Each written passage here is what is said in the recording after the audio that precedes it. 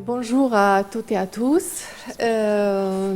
Merci pour l'invitation de participer à ce colloque très intéressant tous les ans. On apprend des choses. Donc, je vois que le temps nous presse, donc je vais essayer d'être efficace.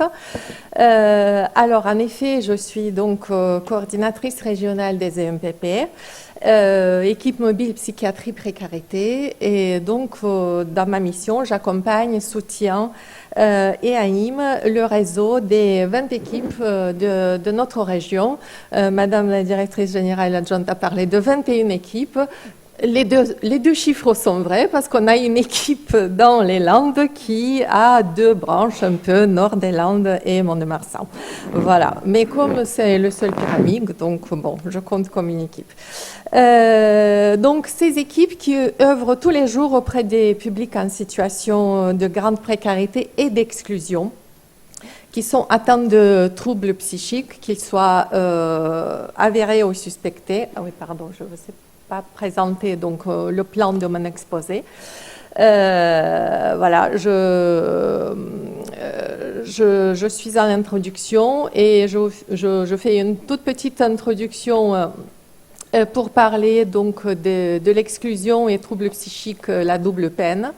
Et ensuite, je vais vous développer en 2 parties, en effet, le thème qui m'a été proposé par Madame Geneviève Chen, c'est-à-dire les EMPP qui sont créatrices ou artisans du lien social, par une approche centrée sur l'écoute en premier, et en deuxième partie, je vais vous citer des exemples et vous rapporter des exemples concrets de vraiment ateliers créés animés par les équipes dans les territoires qui répondent aux besoins de faire du soin autrement.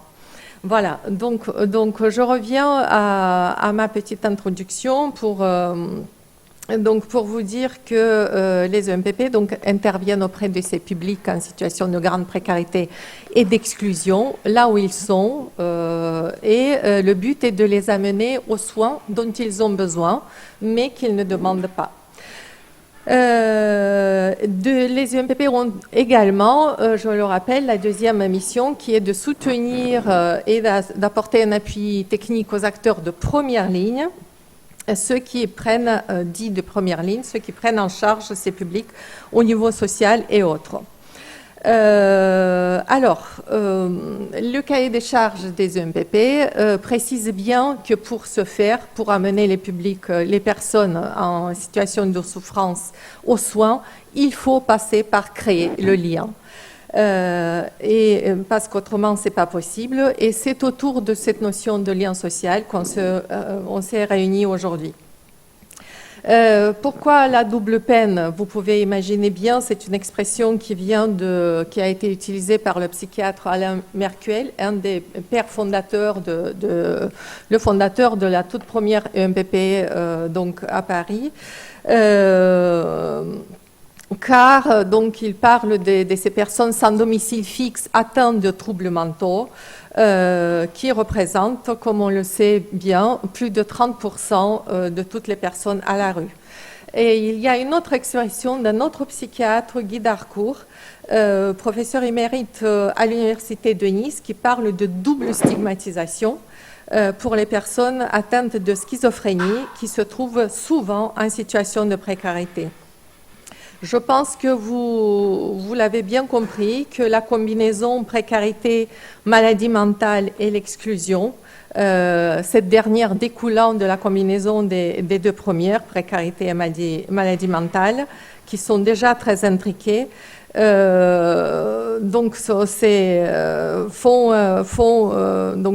une combinaison absolument intriquée et qu'il est très difficile à approcher et à soigner. C'est pour ça qu'il faut créer le lien.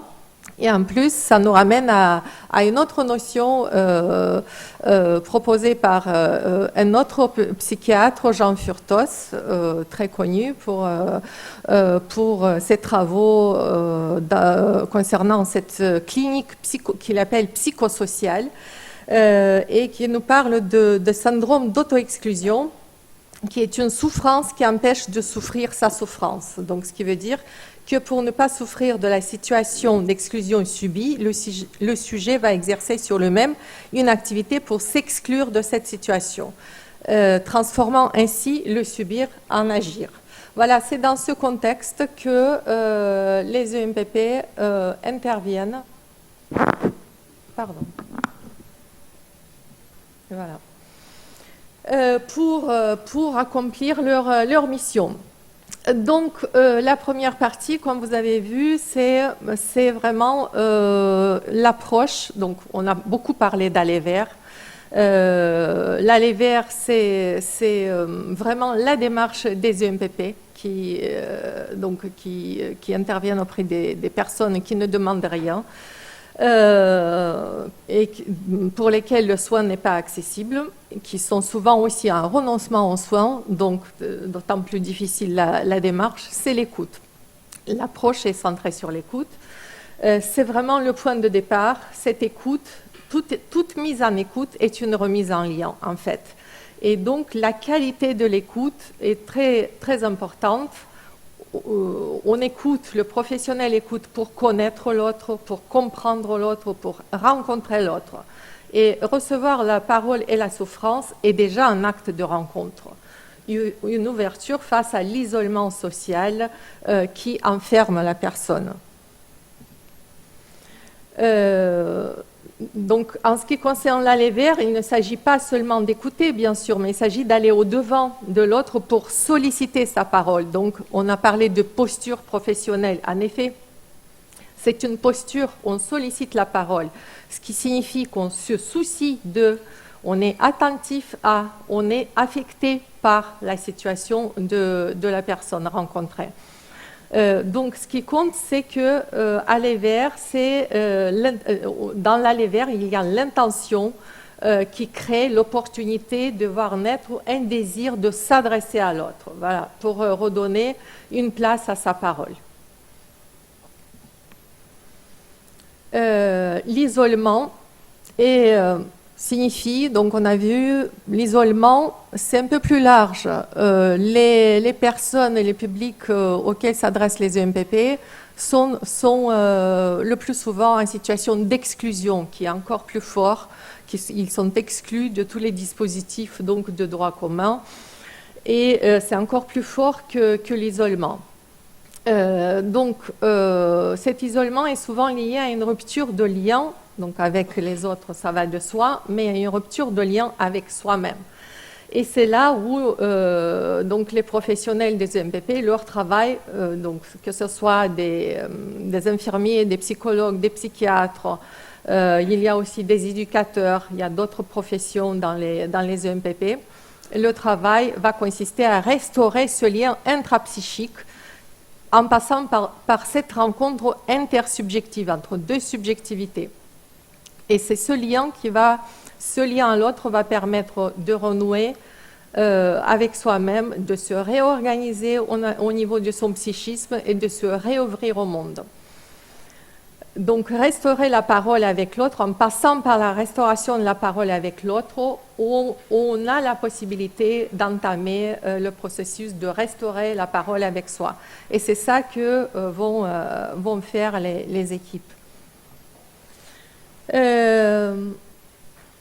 La rencontre est déjà une action, la rencontre avec un professionnel. Donc, on a vu avec d'autres professionnels également, il y a beaucoup d'équipes qui font de l'aller vers.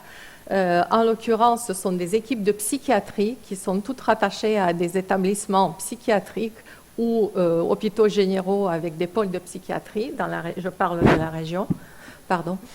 Donc la rencontre va être déjà une action thérapeutique, même sans un changement observable immédiatement. Donc ce n'est pas forcément une action de comportement. Comme je l'ai démontré jusqu'à présent, écouter, c'est l'action de l'écoute. Donc on va écouter pour accueillir la souffrance, pour donner une forme au vécu, pour apaiser ou contenir. Et comme exemple, on peut donner, bien sûr, on va écouter pour tenter de comprendre la logique de paroles délirantes qui enferment, qui isolent le sujet hors de la réalité. On va tenter d'apaiser une parole trop désorganisée, partager une douleur ou une perte d'un être cher, d'un animal, etc. Et donc, c'est l'intentionnalité de cette écoute et de l'attention à l'autre qui va précéder toujours l'agir. Ce qui est important, donc, c'est de dire que c'est important, attention au pathos, donc à la souffrance, que le logos, dans le sens de la parole vivante, subjective et porteuse de sens, va pouvoir émerger, va pouvoir naître. Avant de passer à ma deuxième partie sur les ateliers, juste une petite présentation, donc très rapide, 20 équipes en Nouvelle-Aquitaine pour qu'on sache de quoi on parle. Je présente toujours cette carte pour que vous, visuellement, vous localisiez les équipes dans le territoire. Donc une équipe minimum ou 3 maximum par département, 166 professionnels pour 106 ETP. On a 70 infirmiers, 32 psychologues et les autres professionnels, comme je l'ai dit, ce sont des médecins, des éducateurs, assistants sociaux, AMA, etc. Et donc, il y a aussi la mesure 9 AHI, dont a parlé Mme Taliana, qui vient compléter ce dispositif. Donc, ce sont 17 professionnels actuellement dans notre région pour 24 postes financés. Donc, les autres, espérons, vont être recrutés rapidement. Qui viennent compléter, qui interviennent directement dans les structures d'accueil, hébergement, insertion. Et donc, dans ces professionnels, nous avons 12 psychologues, 4 infirmiers et une IPA, qui sont tous rattachés à des EMPP, ce qui n'est pas le cas dans d'autres régions. Donc, juste 2 exemples concernant donc parce que quand j'ai su que j'intervenais dans votre colloque, je me suis adressée aux équipes pour avoir des exemples concrets. J'aime beaucoup, je tiens à ce lien proche avec les EMPP de la région. Donc des exemples concrets d'actions qu'ils font pour créer du lien social. Et donc j'ai eu des retours avec quelque part des professionnels qui m'ont remercié de porter ça, pour que ce soit des choses qui soient connues. Donc je trouve ces exemples absolument intéressants et magnifiques. Et en effet, ça montre qu'on doit faire de soins autrement. Et on est en plein dans la thématique d'aujourd'hui. Parce que le lien, en effet, c'est même pas avant le soin, c'est une partie du soin, comme on a vu aussi. Donc, le premier atelier dont je veux parler, c'est l'atelier jardin qui se passe au CHRS Castilla et qui est animé par Hélène Charlot, qui est infirmière mesure 9 d'ailleurs à l'EMPP de Pau.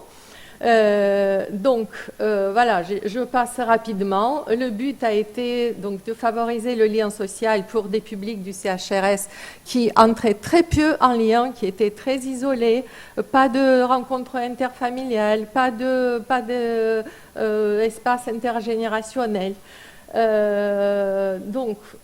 Médiation, le jardinage, fédératrice d'échanges et de liens. J'ai quand même posé la question sur le financement, et donc Hélène m'a expliqué que c'était une association, l'association qui porte le CHRS qui aide au financement de cette action. Donc 8 à 10 personnes mobilisées. Donc une dynamique d'ouverture, d'engagement. Ce qui est intéressant, elle convie à chaque fois des partenaires extérieurs, acteurs de la cité, protection de l'environnement, associatifs, du temps d'enrichissement pour chaque rencontre et de l'ouverture surtout vers d'autres lieux, d'autres ressources. Bon, bien sûr que ça la mobilise, ça demande un travail très important de préparation parce que justement, il ne s'agit pas de faire ça comme ça, mais c'est un temps de soins aussi. Voilà, donc planning, partenaires, etc., des travaux, on prend en compte s'il y a des intempéries, etc. Et voilà, ça c'est le plus intéressant. Quels sont les effets observés ? Donc, ouverture vers l'extérieur, engagement dans de nouvelles démarches, évolution du rapport à soi et aux autres. 2 exemples. Une résidente qui a découvert la médiathèque à l'occasion d'un troc de plantes. Elle s'y est inscrite et son enfant, qui avait aussi des problèmes de socialisation, s'y est senti très bien. Donc, elle en a été ravie, elle y retourne. Donc, ouverture, nouveau lien. Elle envisage désormais de participer à un projet de jardin partagé. Une autre femme qui ne prenait pas soin d'elle, qui était en refus de se soigner, a pris rendez-vous pour des soins. Est-ce que, l'infirmière se demande, est-ce qu'il y a un rapport possible? On laisse la question ouverte. Donc, perspective de cet atelier immédiate, la fête du jardin, avec tous les intervenants, qui bien sûr ouvrira aussi sur les questions de l'alimentation, sur les questions de prendre soin, etc. Et deuxième atelier que je veux vous évoquer très rapidement, donc c'est l'atelier marche, les pas liés du Médoc, donc co-animé par notre infirmière de l'EMPP de Bordeaux sur le territoire du Médoc, Jennifer Laborde, co-animé parce que organisé et co-construit avec la MDSI de l'ESPAR et donc le MPP Bordeaux-Médoc, on va dire. Alors là, c'est vraiment un public. Donc le premier, c'était plutôt urbain, à Pau. Là, c'est vraiment, on a un public du Médoc très rural, très éloigné de soins, très éloigné des services. Donc, le constat, la création de l'atelier est partie du constat que l'isolement, c'est la maladie psychique, c'est les troubles psychiques, c'est la souffrance. Donc, on veut rompre cet isolement. L'action est d'aller vers. Le but est de se retrouver, d'échanger, de se mettre en mouvement, de s'écouter les uns les autres, d'écouter la nature, donc de sortir de cet enfermement.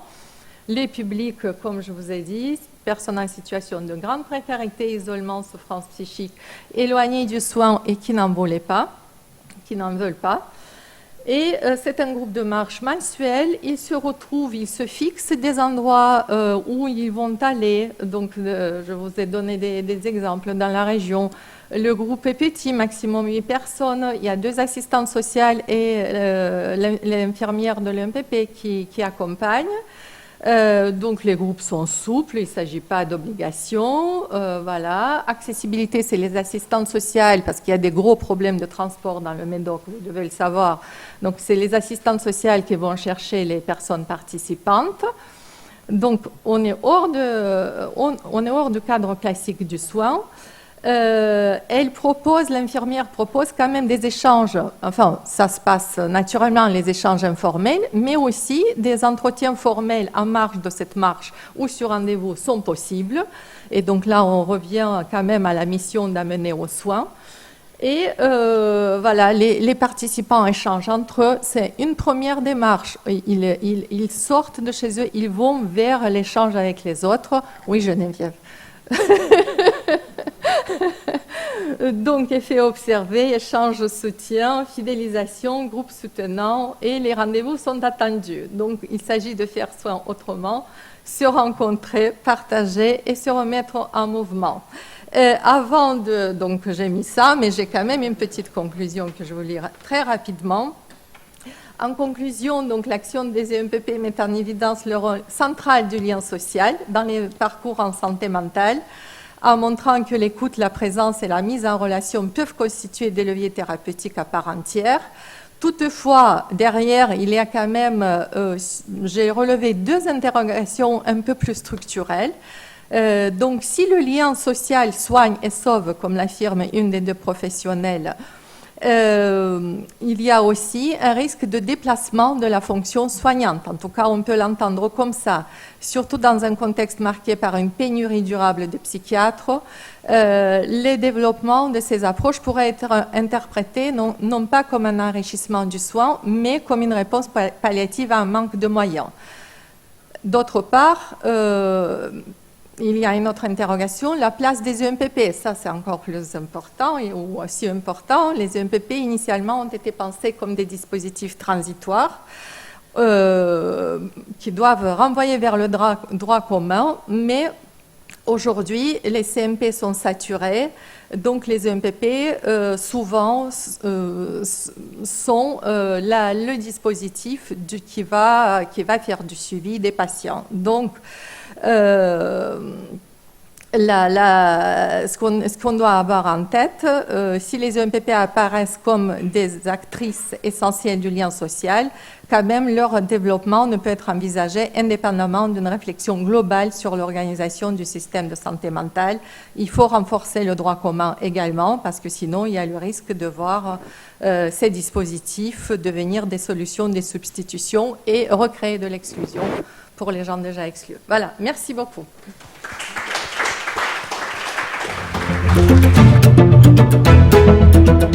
Shh.